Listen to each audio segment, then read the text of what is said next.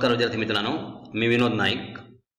आपण पाहत आहोत इयत्ता 9वी विज्ञान परिसंस्थेतील ऊर्जा प्रवाह हा 7वा पाठ. याच्यापूर्वी 2 सेशन आपले झालेले आहेत. त्यामध्ये आपण बघितलं होतं की अन्न साखळी म्हणजे काय, त्यानंतर ऊर्जेचा मनोरा म्हणजे कशा प्रकारे ऊर्जा एका पातळीकडून दुसऱ्या पातळीकडे म्हणजे एका ट्रॉपिक लेवलकडून दुसऱ्या ट्रॉपिक लेवलकडे कशा प्रकारे ट्रान्सफर होते ते आपण पाहिलं होतं. आता याच्यात काही आपण चक्र बघणार आहोत. त्याला जैव भूरासायनिक चक्र असं म्हटलं जातं की ऊर्जेचा प्रवाह कशा प्रकारे एका सजीवाकडून दुसऱ्या सजीवाकडे किंवा वातावरणामध्ये सुद्धा कशा प्रकारे त्याचं वहन होत असतं याविषयी आपण आता या सेशनमध्ये पाहणार आहोत. चला तर मग बघूया परिसंस्थेतील ऊर्जा प्रवाह, त्यामधील जैव भूरासायनिक चक्र. इथे पहा, जैव भूरासायनिक चक्र म्हणजेच बायो जिओकेमिकल सायकल.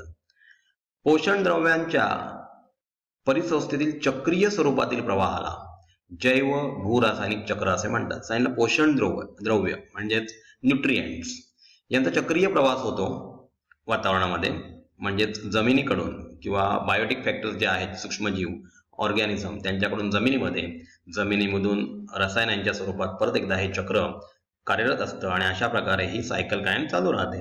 याला म्हणतात जैव भूरासायनिक चक्र. आता याच्यामध्ये 2 प्रकार आहेत बघा, वायू चक्र आणि अवसादन म्हणजेच भूचक्र. अवसादन म्हणजे जमीन म्हणजे सॉइल.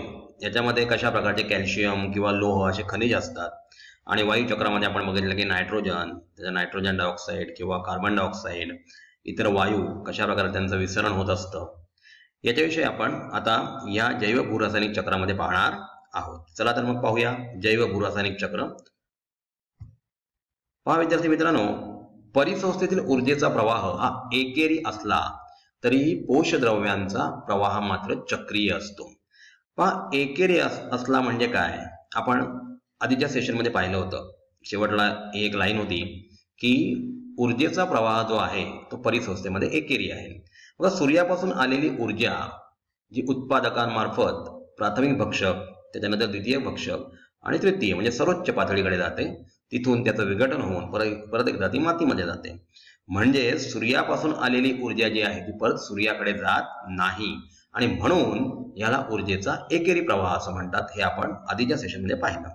असं असलं तरी पोषद्रव्यांचा प्रवाह मात्र चक्रीय असतो. आता पोषद्रव्य कुठून येतात तर मातीतून येतात आणि परत एकदा उत्पादकाकडून ती प्राथमिक भक्षकाकडे, त्याच्यानंतर द्वितीय भक्षकाकडे, नंतर सर्वोच्च पातळीकडे जाऊन त्याचं विघटकांमार्फत विघटन होऊन परत एकदा ती जमिनीत जातात. म्हणजे याचा अर्थ जमिनीतून येऊन परत जमिनीत जातात आणि म्हणून पोषद्रव्यांचा प्रवाह जो आहे तो चक्रीय असतो असं म्हटलं जातं.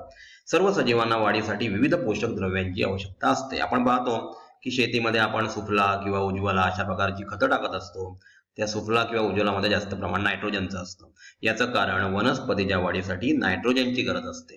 आपल्याला सुद्धा नायट्रोजनची गरज असते, पण तो आपण त्या प्रोटीनच्या स्वरूपात घेत असतो. म्हणजे आपल्या बॉडी बिल्डिंग ब्लॉक्स जे आहेत आपल्या शरीरामधले ते प्रोटीन्स पासून बनलेले असतात. तर इथे पहा, तुम्हाला एक चक्र दाखवलेलं आहे, त्याला जैव भूरासायनिक चक्र असं म्हणतात. जलावरण आणि वातावरण, ऍक्च्युली जलावरण, वातावरण आणि पर्यावरण व शिलावरण यांचा जीवावरणाशी होणारी आंतरक्रिया याच्याविषयी ह्या स्लाइडमध्ये तुम्हाला दिसतंय, या पिक्चरमध्ये दिसतंय. शिलावरणाचे खडक म्हणजे दगड, माती यांमध्ये रूपांतर होते. जलावरण म्हणजे आपल्या पृथ्वीवर असलेलं पाणी आणि वातावरण म्हणजे ऍटमॉस्फिअर आपण बघितलेलं. त्यांच्यामध्ये कशा प्रकारे आंतरक्रिया असते. वातावरण व पर्यावरण यांच्यामध्ये आंतरक्रिया कशी असते, म्हणजे इंटर रिलेशन काय आहे, इंटरडिपेंडन्स कशा असते, याच्याविषयी आपल्याला ह्या चित्रामधून दिसतंय. इथे पहा, जैव भूरासायनिक चक्राचे प्रकार. तर 2 प्रकार आहेत, वायू चक्र आणि अवसादन भूचक्र. हे आपण आधीच्या स्लाइडमध्ये पाहिलं. मुख्य अजैविक वायुरूप पोषक द्रव्यांचे संचयन पृथ्वीच्या वातावरणात होते, म्हणजे ऍटमॉस्फिअर मध्ये होत असतं. अजैविक म्हणजे अबायोटिक. याच्यामध्ये आला नायट्रोजन, ऑक्सिजन, कार्बन डायऑक्साईड, बाष्प इत्यादींचा समावेश याच्यामध्ये होतो. तर बघा, अवसादन म्हणजे जमिनीशी संबंधित, भू म्हणजे जमीन चक्र. याच्यामध्ये मुख्य अजैविक पोषद्रव्यांचे संचयन पृथ्वीवरील मृदा. आता वायू चक्र आपल्याला माहिती आहे, गॅसेस हे कशामध्ये असतात तर वातावरणामध्ये असतात. आणि इथे जे पोषक द्रव्यांचं संचयन आहे ते पृथ्वीवरील मृदा म्हणजे अवसाद किंवा अवसादी खडकात आढळते. म्हणजे खडक शिलावरणात किंवा मातीमध्ये आढळतं. आता ह्याच्यामध्ये प्रामुख्याने कोण असतं तर आयर्न म्हणजे लोह, कॅल्शियम, फॉस्फरस, जमिनीतील इतर घटकांचा समावेश या भूचक्रामध्ये होत असतो. वायुचक्र व अवसादन चक्र ही दोन्ही चक्रे एकमेकांपासून पूर्णतः वेगळी करता येत नाहीत. बघा, हे एकमेकांवर अवलंबून असतात, वायुचक्र आणि अवसादन चक्र म्हणजे भूचक्र. उदाहरणार्थ नायट्रोजनचे रूपांतर कशात होतं? वातावरणात आढळतो. तर नायट्रोजन ऑक्साईड या संयुगाच्या स्वरूपात मृदेत व अवसादामध्ये आढळतो. त्याचप्रमाणे कार्बन अजैविक स्वरूपात मुख्यतः भूकवचातील दगडी कोळसा, ग्रॅनाइट, हिरा. आता आपल्याला माहिती आहे कार्बनचं अपरूप आहे कुठलं? तर ग्रॅनाइट किंवा हिरा किंवा चुनखडा म्हणजे CaCO3 आपण बघितलेला आहे, आढळतो. तर वातावरणात CO2 वायू रूपात आढळतो, ज्याचा उपयोग म्हणजे आपण जेव्हा उच्छ्वास बाहेर सोडतो त्यावेळी त्याचं रूपांतर कार्बन डायऑक्साईड मध्ये झालेलं असतं आणि हाच कार्बन डायऑक्साईड हवेमध्ये मिक्स होतो म्हणजे हा वायू रूपात आहे.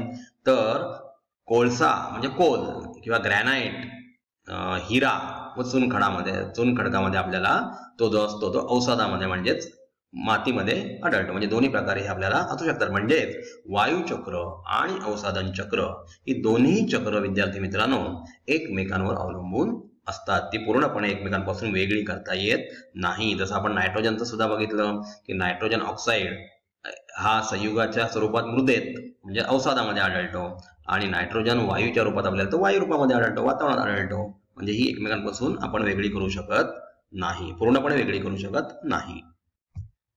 इथे पहा, कार्बन चक्र म्हणजे काय?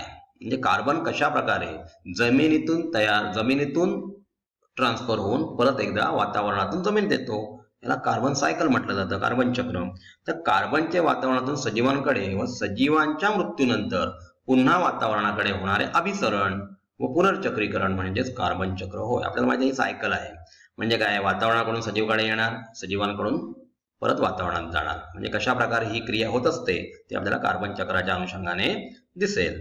अजैविक कार्बनच्या अणूंचे मुख्यतः प्रकाश संश्लेषण व श्वसन क्रियेद्वारे जैविक अभिसरण व पुनर्चक्रीकरण होते.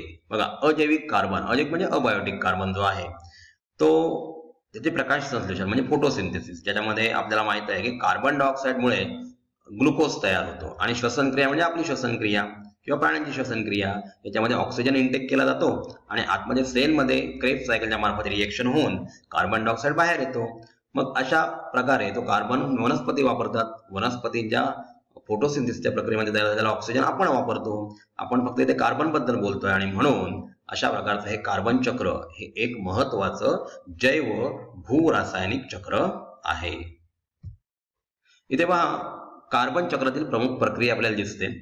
आपण जो उच्छ्वासावाटे कार्बन डायऑक्साईड बाहेर सोडतो किंवा वणवे लागले किंवा ज्वालामुखीचा उद्रेक याच्यापासून जो कार्बन बाहेर येतो, हवेतील ऑक्सिजनमुळे त्याचा संयोग होऊन कार्बन डायऑक्साईड तयार होतो.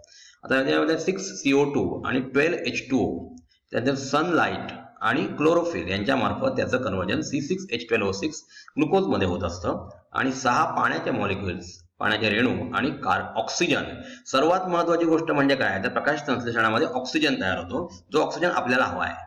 आणि आपल्याला जो कार्बन डायऑक्साईड नको आहे तो कार्बन डायऑक्साईड आपण उच्छ्वासावाटे म्हणजे एक्सेलेशनद्वारे आपण त्याला बाहेर फेकत असतो, जो वनस्पती यूज करून त्यांचं अन्न बनवतात.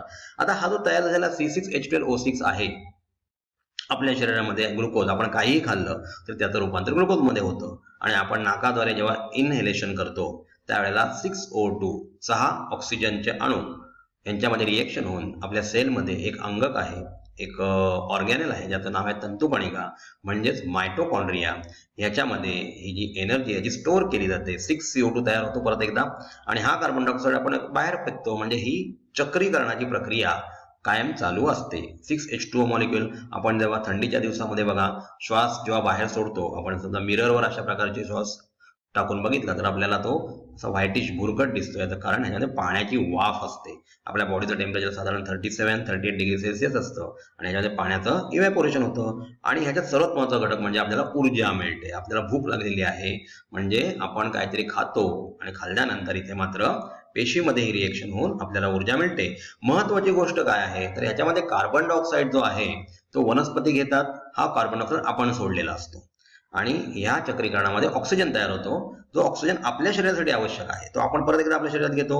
इथे क्रेब्स सायकल मार्फत आपल्या सेल्समध्ये कार्बन डायऑक्साईड तयार होतो, तो परत वनस्पतीकडे जातो. म्हणजे हे चक्र कायम चालू राहतं. यालाच कार्बन चक्र असं म्हणतात. तुम्हाला स्क्रीनवर एक इमेज दिसते बघा, जीवाश्म इंधन म्हणजे कित्येक लाखो वर्षापूर्वी अशा प्रकारच्या वनस्पती आणि प्राणी जमिनीत गाडले गेले आणि त्यांच्यापासून पेट्रोल डिझेल सारखं जीवाश्म इंधन तसेच वनस्पतींपासून कोळसा तयार झाला हे आपल्याला माहितच आहे. सेंद्रिय अपघटन होतं आणि सेंद्रिय म्हणजे ऑर्गॅनिक कार्बन तयार होतो आणि प्राणी श्वसन किंवा त्यांच्या एक्सेलेशन मार्फत कार्बन डायऑक्साईड बाहेर पडतो.